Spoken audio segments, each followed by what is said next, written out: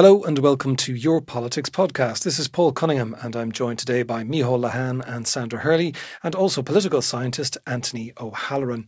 I suppose government formation remains the topic du jour. Mícheál Lehane, where do we stand as we speak? Yeah, I suppose not unexpectedly, the process of trying to get to the starting line in many ways, that is formal government negotiations between the Greens and Fianna Fáil and Fine Gael, that's proving not to be straightforward at all. So the next step on that, you feel, is a meeting between Eamon Ryan and the leaders of the other parties. And as of now, no time has been set for that, while the Green Party continued to look over those responses it received from Fianna Fáil and Fine Gael to the questions it had asked. I suppose they are looking at some things as a positive. The entire LNG operation of the Shannon Estuary, the kind of signal sent out, that government perhaps wouldn't have a difficulty with walking away from that one. That would be seen as a victory, and it's something that's been trumped up inside in those internal party talks. I suppose then you go back to the other key issue, which they don't like calling a red line, is but how do you achieve that 7% annual reduction in greenhouse gas emissions? And if you wanted to look at the response that came to that, if you were of a mind to say, well, we could go into government and influence it, well, then the response works at that level. If you wanted an absolute commitment, which some in the Green Party did before even entering formal negotiations about government, well, the response that they got back didn't give that. So it's weighing up those kind of things that's probably going on. I suppose you feel if Eamon Ryan does go into that meeting with Leo Varadkar and Mícheál Martin, then inevitably formal talks will follow. And that you would think inevitably means that you are perhaps with a break off in the middle somewhere, but you are making your way to something that will have to go before a party conference. So I suppose it is a next big step, because once that train goes, you probably are making your way down the line to something that goes before the party conference. Political scientist Anthony O'Halloran, if I can bring you in here, what's your assessment of it? Because it's taken more than 80 days to get this far, which isn't very far, and it could take another 50 days before we get to the point where a programme for government is being put to party members. I'm not particularly surprised, I think, Paul. The reality is that we have a very, very fragmented Dáil. We can say now for certain that the old 2.5 party system and the certainties associated with it is I'm sure Cotta, that's gone. So we now have three main political parties. So I would have to say one thing hasn't changed since the general election, the parliamentary numbers. So I think in terms of the public analysis and the public looking in on the potential formation of a new government, the reality is we're in a very, very new parliamentary situation. That parliamentary situation will be normal from now on, and that parliamentary situation is one of having a very fragmented Dáil.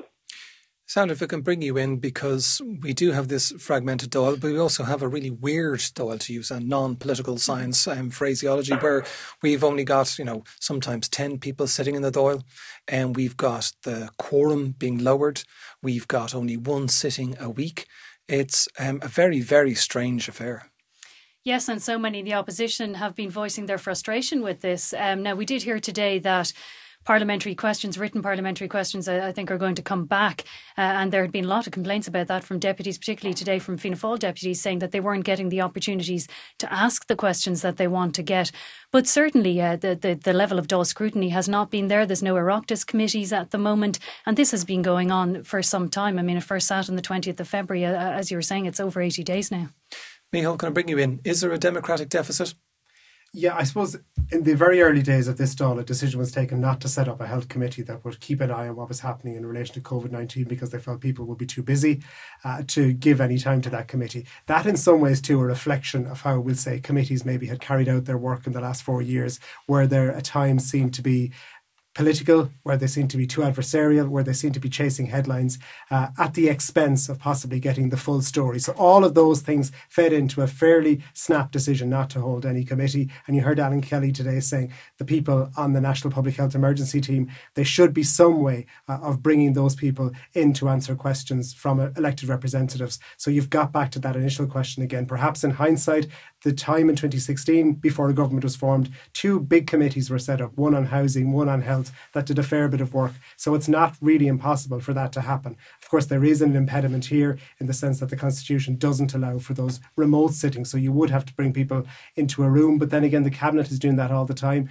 with a fairly large group of people spread out over 2 different rooms, and it meets for a set time of 2 hours. Does that mean the natural order, the black and white of government and opposition, is effectively being blurred into a grey, in which opposition are being invited into meetings and yet don't have actual time to put forward questions and get timely answers? Yeah, and it's not just that, is it? Is there that sense that the power, the real power, because it is a health issue, has ebbed away from the political system entirely, and that it is exclusively in the hands of health experts, which has been for a certain reason. But certainly as the days go by, the pressure on the political system to wrestle back control and to start making political decisions again, that's intensifying all the time. Anthony O'Halloran, how do you view things? Because we are in a very different world. It's in a surreal world. We're in a surreal world. I think, I didn't think I'd ever see this publicly or privately. I'll go on. The ultimate accountability mechanism is a general election. And it seems we're now in a situation, even though the euro, legally, the Taoiseach can go to Ars Nocron, but I think most of us would probably agree that in the current circumstances, that accountability mechanism called a general election, it would be impossible to run one. So, I think that's a major statement, and the magnitude of that statement, I think we just even have to grasp it for a few moments. The situation with regard to accountability is reasonably straightforward for me, I have to say. There's a very, very crisp, simple, beautiful sentence in Bundock na HÉireann 1937, which says the government is responsible to Dáil Éireann. In the Irish language, it says Fragrach, if I'm correct. And, that particular section of the Constitution obviously still applies. So I think debates around, what one of your colleagues there called an accountability deficit, or maybe a democratic deficit, those debates, those comments, they're welcome. And I think it is something which the executive branch of government and the parliamentary branch of government, those 2 branches, are going to have to address this pretty much immediately. Sandra, isn't the simple answer is, if it is the case that we can't have a Dáil sitting at Leinster House, why don't they just move it somewhere else and not wait for a government to be formed? As we understand, the whole Parliament will move to Convention Centre Dublin in that event, but why not do it next week so that we can have the Parliament we need to have in a time of crisis? Yeah, that's an interesting point. I think one of the issues has been the cost. There is a lot of kind of the whole audio-visual setup and everything that goes with the Dáil, for allowing all of us to broadcast, allowing people to view it online, all that kind of thing. It's not a simple thing to set that up for the 160 TDs. We're told that for them to go to the convention centre is going to cost €50,000 a day. So people would have to weigh up the cost of that. But certainly at this point, given how long it's taken, you'd have to imagine that they might be giving more consideration to that. And just another point then on the Oireachtas committee, bringing in the health officials. We had heard previously Leo Varadkar saying that they're simply too busy to do that. But Alan Kelly raised that again today, that there should be some form. It mightn't have to be a weekly sitting of some form of committee, but there should be. He has been saying for the last 2 weeks that there is an issue with the oversight, the political oversight of what's going on, and that perhaps there's some form of Oireachtas committee could sit on an ad hoc basis, not every week, but certainly on occasion. Just one follow-up question on that, Sandra, because it's not just the politics of it, in other words, government formation, all that stuff. There is also the necessary legislative pressure which is building up on things like the estimates, and that's coming down the tracks fairly quickly as well. Tell me about that. Yes, well, we know that, the Dáil has to approve any large spending, and there's a sort of mechanism in place that the government can spend 4/5 of the estimates for the previous year. Now, we're told this year that because of the huge pressure in social protection, that's not a surprise to anybody, that social protection is going to hit that deadline in June. So the Dáil would be expected to vote on new estimates. But there's a kind of a legal question on whether the Dáil and the government as it's constituted now can do that. If you cast your mind back to the first sitting of the Dáil when Leo Varadkar failed to get that nomination as Taoiseach, he set out that obviously the government business will continue, but there's a lot of things, there's a lot of precedents and conventions that they don't make big financial allocations, that they don't make major policy decisions unless it's absolutely necessary, and they have to do it in consultation with the opposition. One thing which was noticeable today, Mícheál, I think, was this question of a détente over between government and opposition. The questions were more pointed when it comes to how are we going to open up our economy, what are the criteria which will apply, and how much will the public know about what's going on? What's your sense of what was said today? There's a political charge building, isn't there, that government are using an alleged kind of relaxation by the public when it comes to the restrictions, that the public became a little relaxed with it in maybe more last week than this week, and that they're going to use that as the basis for an extension probably of 2 weeks of the restrictions. The opposition say, no, the real reason is that the testing system hasn't been ramped up to the level that it should. And this is something now that breaks the consensus, if you like, even though I think the tone generally, for the most part, remains soft enough that there isn't any real pressure building there. But you can see that as the country emerges from this in whatever way, this will be a far more difficult political journey for the government, despite the fact that the challenge won't be as great as those initial days when they had to put the country into lockdown. But the old style of politics will return, and all the while government formation is expected to take place within that particular context. Anthony, if I can bring you in, what's your sense of just looking at this dilemma? Easy to get into restrictions on society and business and the economy, but politically very difficult to get out because basically you have to take decisions in which you're going to maybe help one person over another. Yeah, I mean the government obviously faces a significant challenge. I think what I'm hearing on the ground, and obviously Paul, I'm not out and about anymore, in the sense that would have been... So we live in the digital world, Anthony. You're seeing it all in front of you. And trying to... I think for the most part, the population are aware of where we are at the moment. And where we are at the moment, I think, in order to perform what I would describe as a social good, which is to save the lives of our fellow human beings, we have to behave in an asocial way, which, in other words, we have to isolate. I also think there's a significant awareness amongst the general public. Certainly the people I'm talking to are very, very much aware that we're heading into, figures I'm hearing are in and around a budget deficit for this year alone of 25 billion, maybe even more. So I think there's a broad awareness amongst the general public in terms of where we are at this moment in time. Yes, the government will have many, many, many difficult decisions to make. I think we all know that social isolation is difficult. It's challenging maybe emotionally. It's challenging mentally. And in a sense, what they have to do is they will be weighing up the various options. But I think the overriding imperative amongst the public, from my point of view, the people I've been listening to, is that, as I said, like we are performing a broader social good by remaining asocial human beings. Following on from what you're saying there, do I get the sense that from the people who you're meeting outside of the Leinster House bubble, that they're broadly supportive of the decisions that are being taken, and they're not what we're hearing some people talk about, fraying at the edges, that they're beginning to become super frustrated with the restrictions? I would say broadly supportive, yes. In my view, I think there has been a shift, even a significant shift in support towards the Taoiseach and the Minister for Health. But I would add a very, very important addendum, a very, very important caveat to that. No one should assume that support is in any way absolute or uncritical. I mean, people are listening to the news. People will be engaging in social media. People are aware of what's happening. So, yes, we can say I think it's fair and I think it's accurate to say that there's broad support for the executive branch, for the cabinet branch. That support, however, is not absolute by any means. It is not unqualified. And I think it would be a huge mistake for anyone, either within Leinster House, Paul, or outside of Leinster House, to think that support is unqualified. It is not. Sandra, when it comes to the government and judging the public, and we have had some strong criticism from parties like Sinn Féin.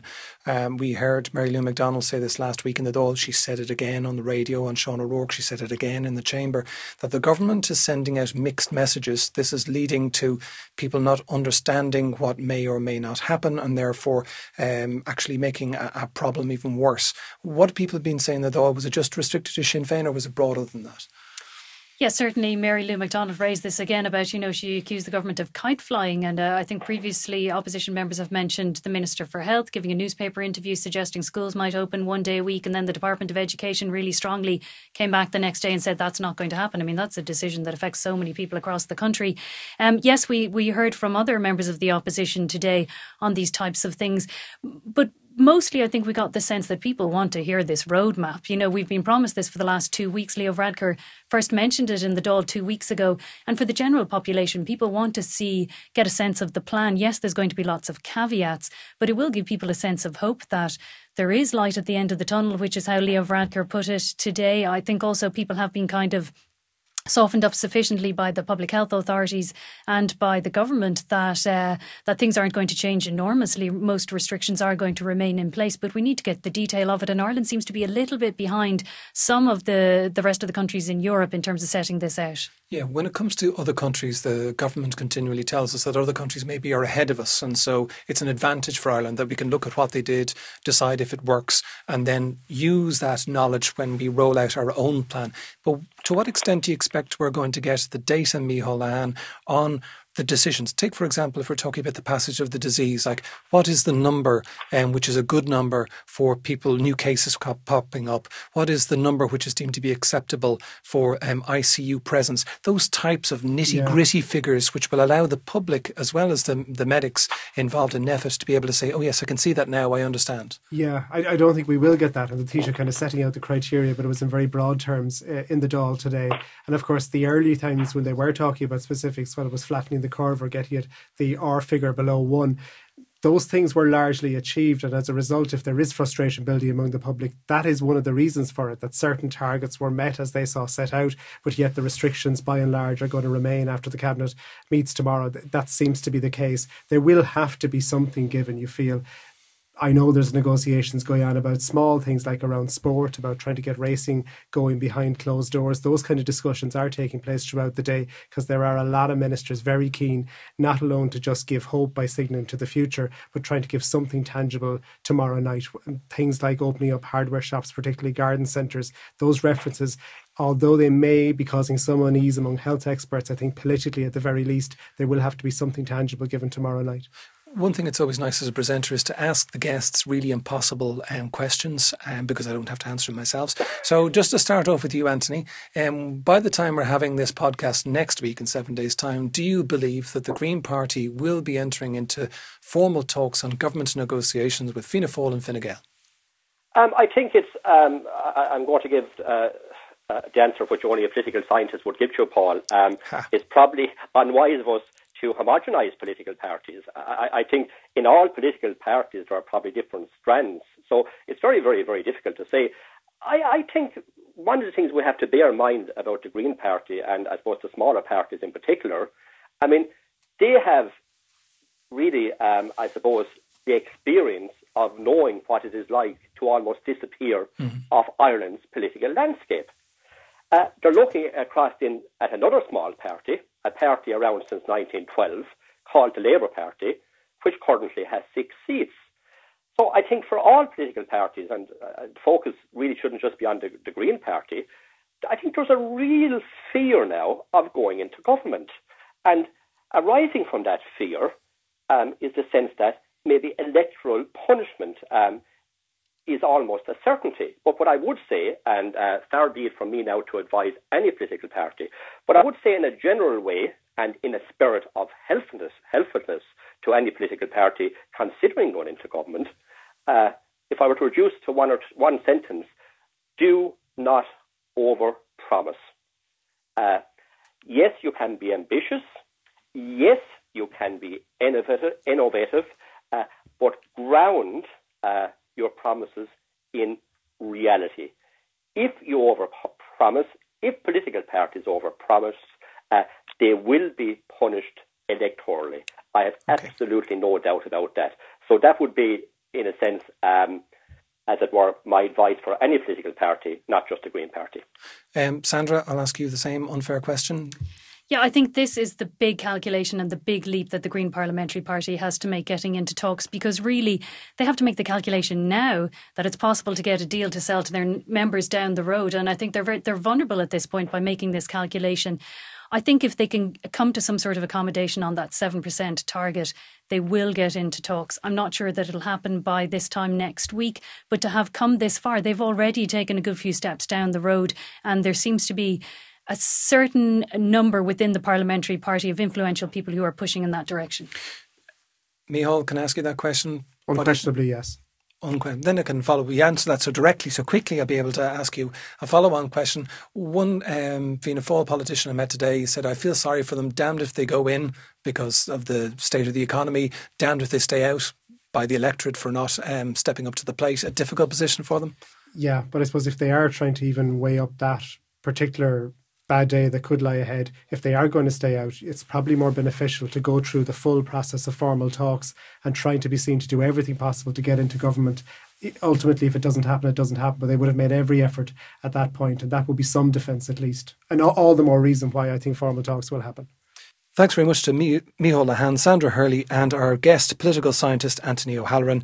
If you enjoyed the podcast, please subscribe and leave a review. But thanks for now.